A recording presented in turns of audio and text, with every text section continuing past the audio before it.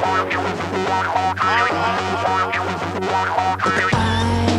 am the news for reasons I can never explain. I speak the truth. I put an end to all your pain.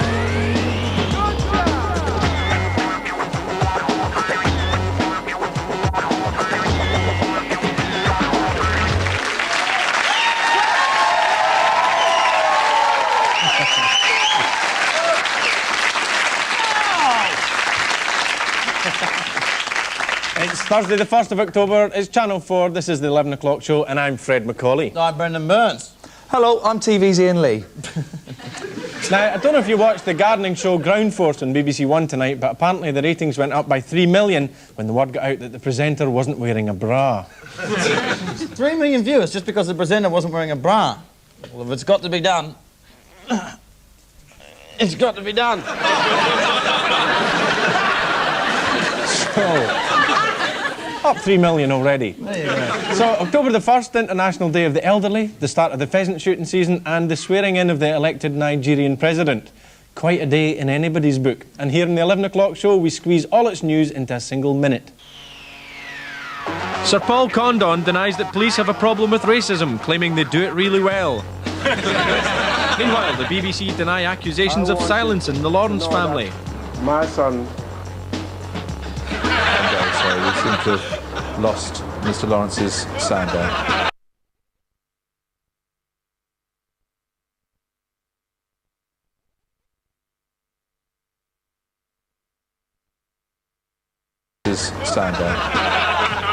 As Tony Blair and his wife decide to renew their wedding vows, observers say Sherry Blair is not looking her best. Police crack down on shoplifters, but sex shops are to be made exempt as customers often leave with a bulge in their clothes. 11-year-old eco-warrior threatens more dirty protests after getting his entire school to take part in a mass bedwetting. Coming up in the show, the Channel 4 Voice of Youth raps with Tory MP Teddy Taylor. What about Holland? Will they still speak in... Dutch. Don't tell me. Well, give me a clue. Dutch. And Tommy Vance gives us a blast from the past from this day in history. Who's that breaking the news? Jesus Christ! Not quite, but it's the next best thing.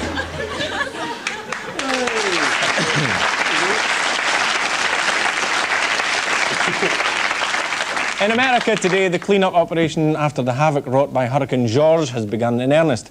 In Mississippi and Alabama, wind speeds reached up to 150 miles an hour, putting out many of the state's burning crosses. Despite the damage to property, human casualties in Alabama have been light. "We was lucky," said the governor. Local hospitals have reported a few minor injuries. 7 or 8 people. You can count them on the fingers of one hand.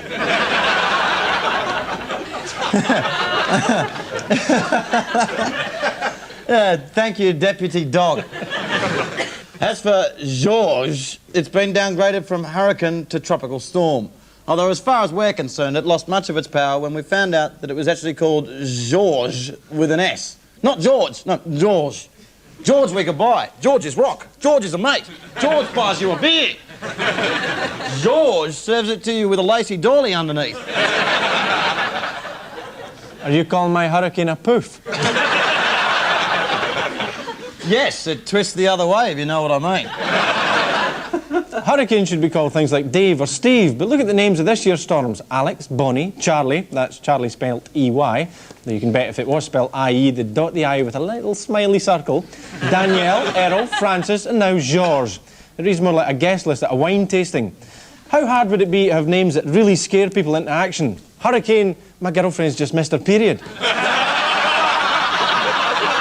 Hurricane, was that lump there yesterday? Hurricane, that story where that woman had spider eggs laid in her cheek and they hatched and crawled all over her face and I was really frightened. Yesterday, the IRA made their first appearance at a party conference since the Brighton bombing. And Tony Blair met with Gerry Adams, who claimed that he could not order the IRA to give in their weapons. Here's me earlier on film on a street now. So if Gerry's unable to deliver IRA decommissioning, the so-called troubles in Northern Ireland are not as over as we first thought. I'm here to find out what rubbish the ordinary person on the street has got to say on the subject, and whether they know what to do if they came face to face with a bomb. There is talk to help the situation will be to have Catholics and Protestants competing in a TV-style sort of game show, like It's a Knockout, Gladiators, or Krypton Factor. Would that be a good idea, a good way to solve the problems? Maybe, yeah. What about 15 to 1? I don't know what 15 to 1 is. Sorry? I don't know what 15 to 1 is. It's a competition where there's 15 people standing behind, and William G. Stewart stands there and asks each one of them a question. In the first round, you can lose 1 life. In the third round, they nominate each other. Until they've got 15, they're down to 3 people. The one is the winner. 15 to 1 is the winner. That sounds fine. Would it help, for example, if we sent the Chuckle Brothers over there to do a cabaret with a unionist theme? I don't know. There's got to be extremes on both sides who are not going to enjoy it. I mean, would it help if we sent Joe Pasquale or the Chuckle Brothers over there? Would that help the situation in Northern Ireland? Might help. Which would be the most successful, Joe Pasquale or the Chuckle Brothers, do you reckon? Chuckle Brothers. The IRA may become a political party. Who do you think they should get for their party political broadcasts? Father Ted or something like that. Father Ted would be good. Oh yeah, he's dead, isn't he? I forgot that. One of the new measures they may introduce is bomb disposal training for everyone in the country. If you trained me to defuse a bomb, wouldn't you be also training me to make one in the first place? No. What we've got here is actually got a mock bomb.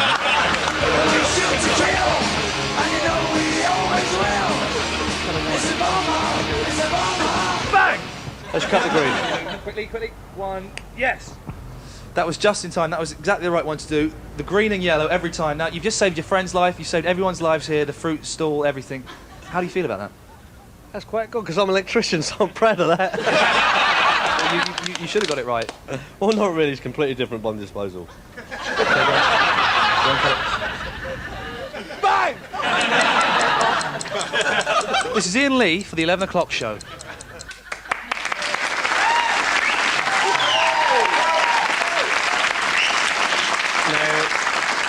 Iain, I think we should let the people at home know about bomb disposal. Yeah, I said on the film that if you want to dispose a bomb, you cut the green and yellow wire. I haven't got a clue, I just made it up. I don't really know, sorry. And it's different from electricity? Yes. Good. In a bid to get a life back on track, Louise Woodward, the woman who brought new meaning to the phrase bouncing baby boy, today had her first lecture at the South Bank University, where she's studying for a degree in law. Louise is hoping eventually to become a lawyer and is looking forward to being just an ordinary, normal student.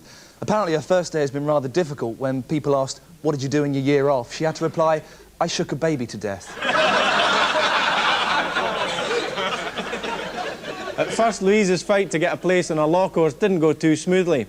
These are the scenes in her hometown of Elton, where her fans heard the news that she hadn't got into her first choice, Loughborough. We have come to a decision, and on this occasion, we will not be offering Miss Woodward a place at Loughborough University.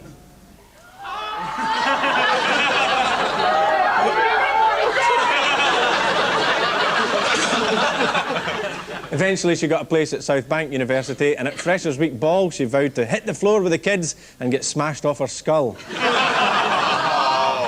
The new slimline Louise has opted against the traditional greasy student food available in the college canteen in favour of a strict diet plan she learnt in the States.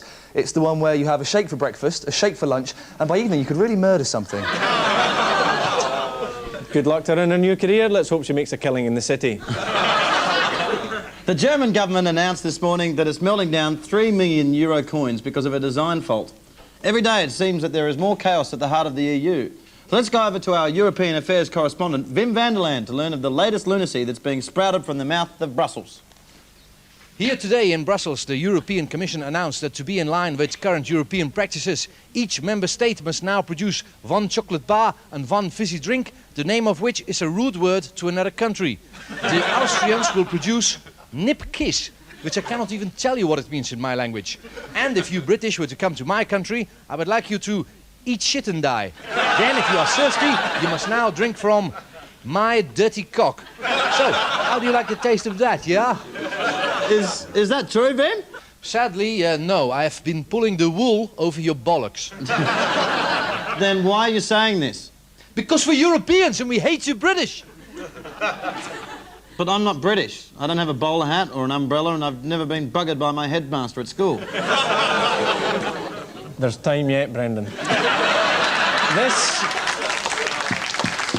Right here is the new Cosmopolitan with Pamela Anderson on the front. Nothing odd about that, you might think, except that Cosmopolitan have admitted that the picture has been airbrushed to make her breast look smaller.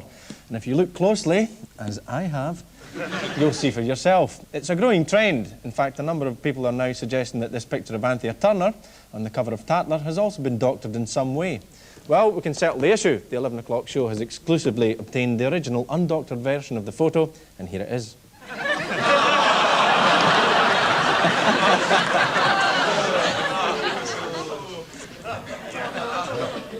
Well, we'll be back after the break when you can see this. Yeah. They call me Mr. Bombastic, a reggae fantastic. Come back in the second half because I'm going to be talking to Teddy Taylor, MP, about Europe. Keep it real.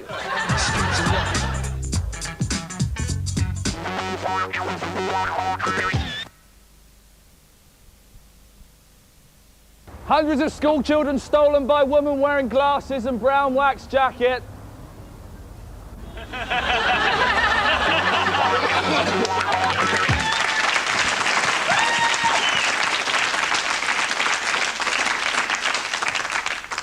Welcome back to the 11 o'clock show, bringing you today's news nicely. And thanks very much for coming back after the break. We're glad you weren't tempted by Phil Collins Live by request on ITV. After all, who wants to listen to a middle-aged, bald git whittering on?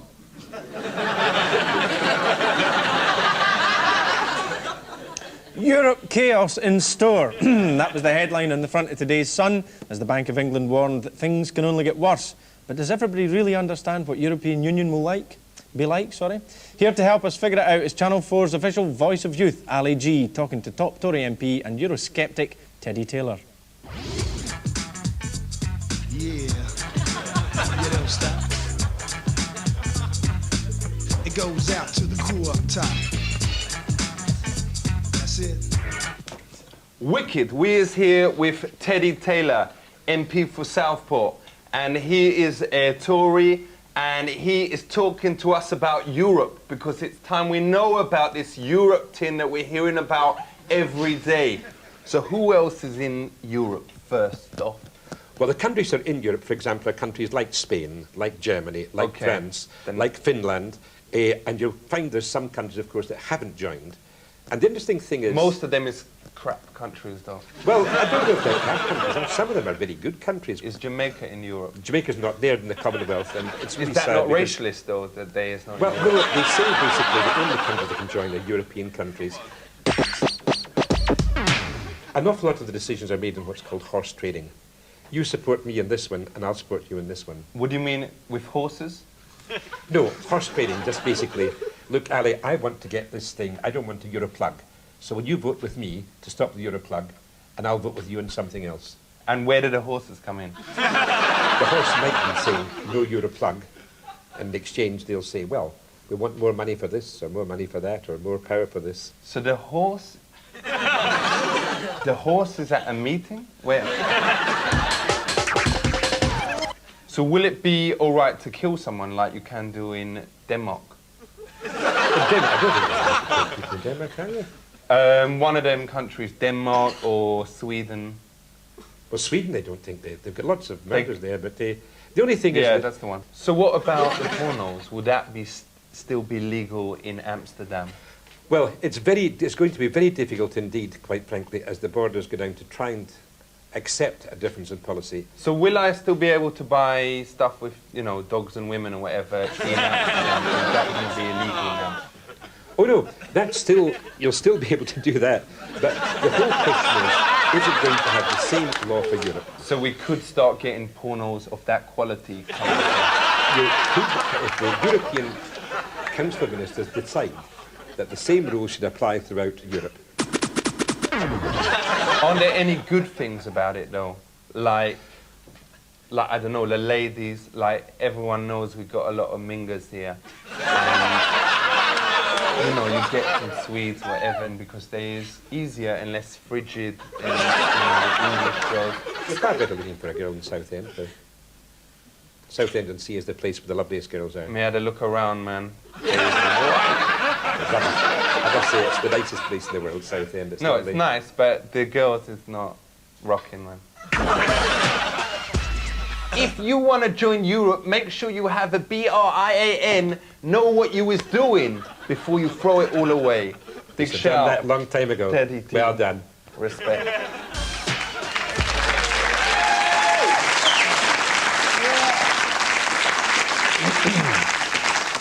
After months of anticipation, today finally saw the launch of Sky TV's digital television service.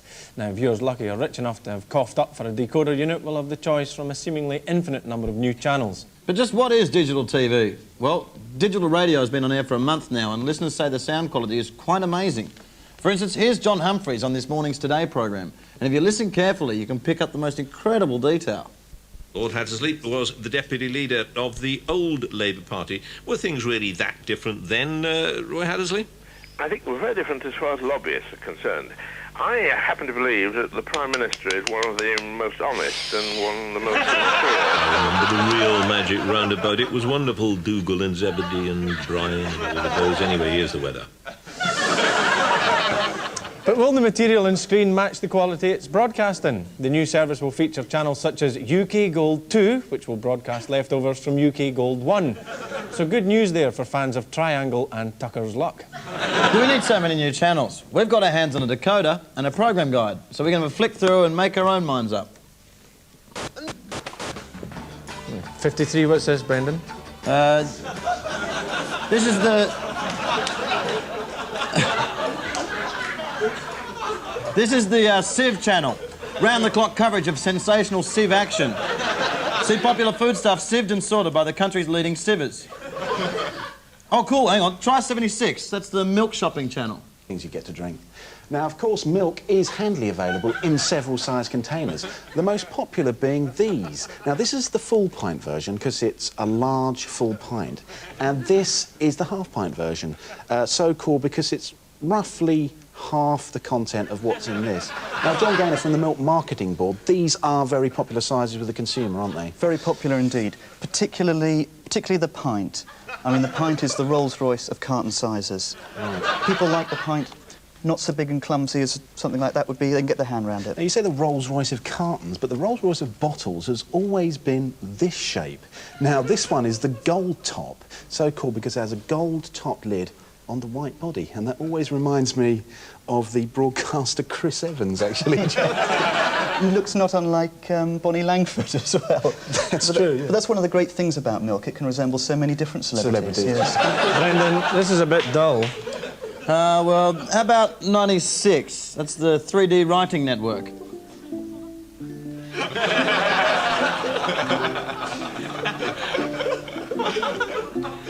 How about 96? That's the News Gold channel with Tommy Vance. Hi, my name is Tommy Vance, and this is my News Gold. It's 10 years ago today, and the Olympic record books are smashed with hammers of truth.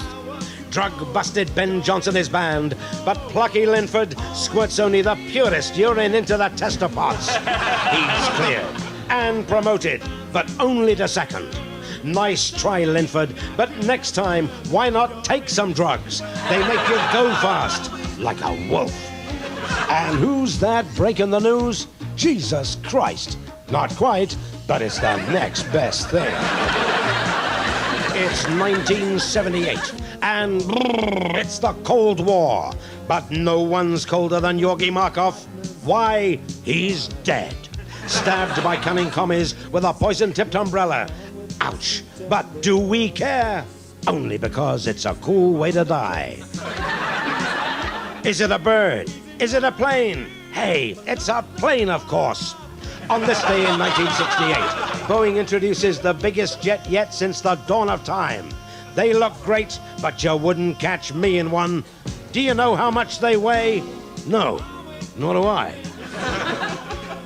From crazy planes to just plain crazy. It's 1958, Anno Domini, and the kids have gone hoop-loopy. America is hooked on hula. They say it is safer than drugs, but try doing this at my age. I'd sooner have a spliff. And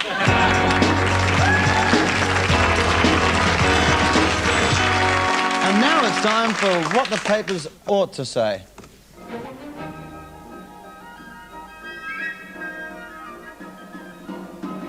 It was announced today that Comic Relief are to give £46,000 to a group of Scousers to research the effects of negative stereotyping of Liverpudlians.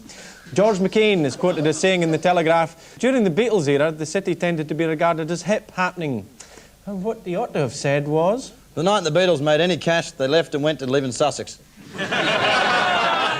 More TV programmes are made about Scousers than any other region, and the reason is that they are what you see on screen. Interesting, delightful people.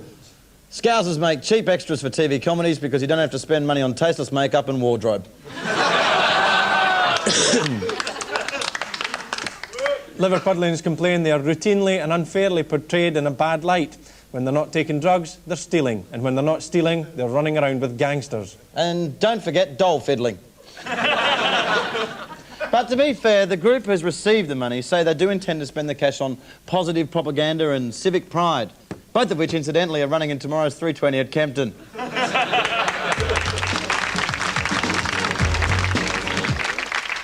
News today that Monica Lewinsky claims to have found God, when I think we all know it's just any excuse for that girl to get down on her knees. But she sucked the president off, come on. But for the latest on the Clinton story and all the American news, we go over now to Rich Hall, live in Washington. Rich. Hi, everyone. I'm standing in front of the United States Capitol building. Look at that bad boy, will ya? Man, that makes me feel patriotic. Monica Lewinsky yesterday asked to go on the Oprah Winfrey Show, and Oprah turned her down out of some sense of moral outrage. By the way, Oprah's new movie, The Beloved, opens this weekend, in which she does a nude scene. So see there? The irony bus runs about every 3 minutes in this country. All right, elsewhere, Mike Tyson is out in Las Vegas undergoing psychiatric evaluation to determine whether he should box again. Psychiatric evaluation to determine whether he should be beating the hell out of other people. Now, they asked him why he wanted to fight again, and he said, I'm not making this up, a man needs to eat. Anyway, he claims he's broke. Some actress sued him for libel.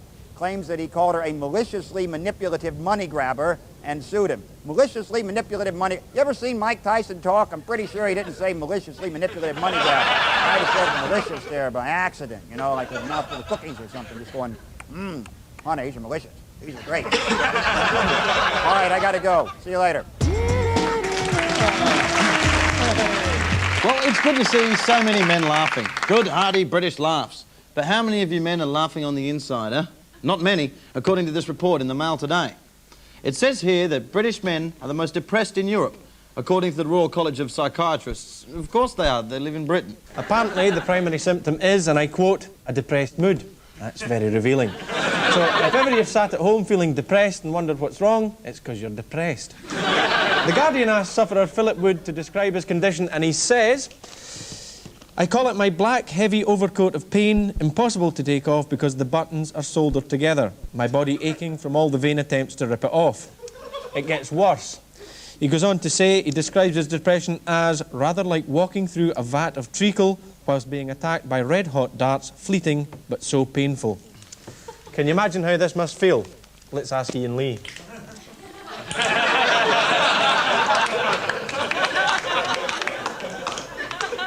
So how do you feel, Iain? I feel really bad. I feel a bit like I'm swimming through an ocean of sinister toads or nibbling at the shins of my mind, the fluorescent teeth of hate, while an enormous caravan driven by gypsies and tears trundles up and down the dual carriageway of my soul. And get yourself out of the tray of treacle, it'll all seem better. That's about it from us. Good night, Thursday, October the 1st. You were quite a day. Good night, special lady. Good night.